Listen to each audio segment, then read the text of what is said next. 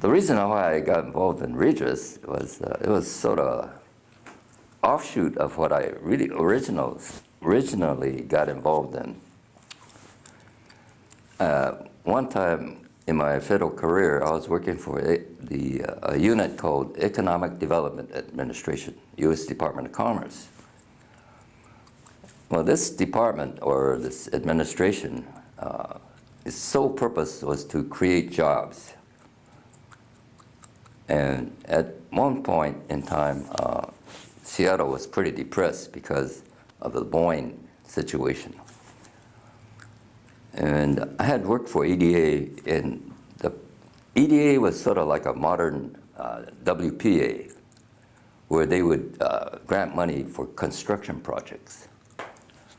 And hopefully that in turn would create jobs, and hopefully that would create other economic development within that area. Well, I worked for EDA, and then I left EDA because they were downsizing. And I went to work for, at that time, Health, Education, and Welfare. But I often wondered, how come the Japanese community here in Seattle never had a Japanese community center? And so Seattle was a depressed area at that time, and they were eligible for EDA money. So while I was working for HEW, I said to myself, hey, God, why don't we try to get some of that money and try to build a Japanese community center? And so I started making noise on that. And that's when I met Henry Miyatake. And his son and my son were taking judo classes together, and we got to know each other. And I got to talking to Henry about exploring this idea of the Japanese Cultural Center, because there was hopefully money available from the federal government.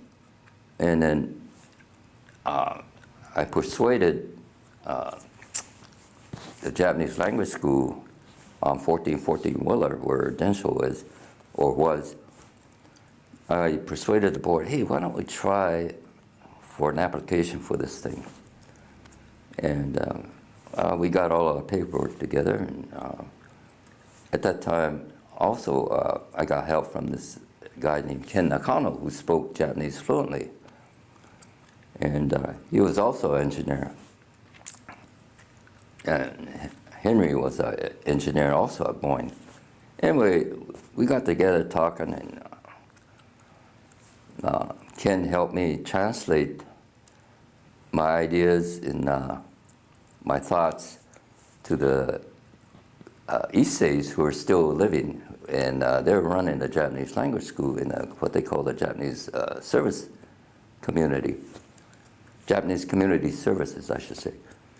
Anyhow, we got all enthused about it, and Henry Miyatake said, hey, this is great because, you know,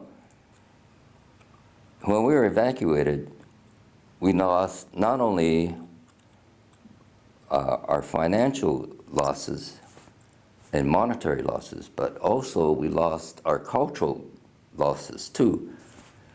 Because at that time, Kendo was banned, and Judo was banned, and things like that.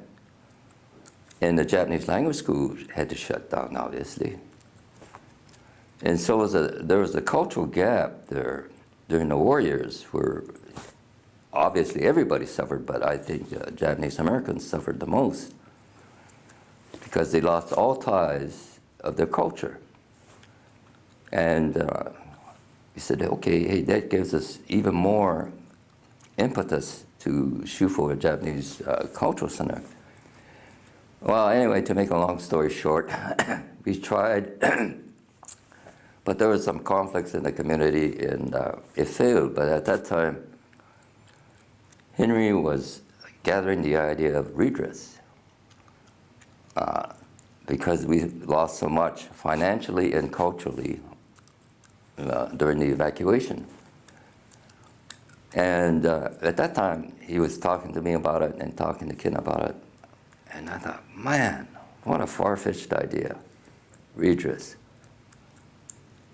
And the more I thought about it, and the more he talked to me about all the things that we lost, I said, by golly, we got to do it.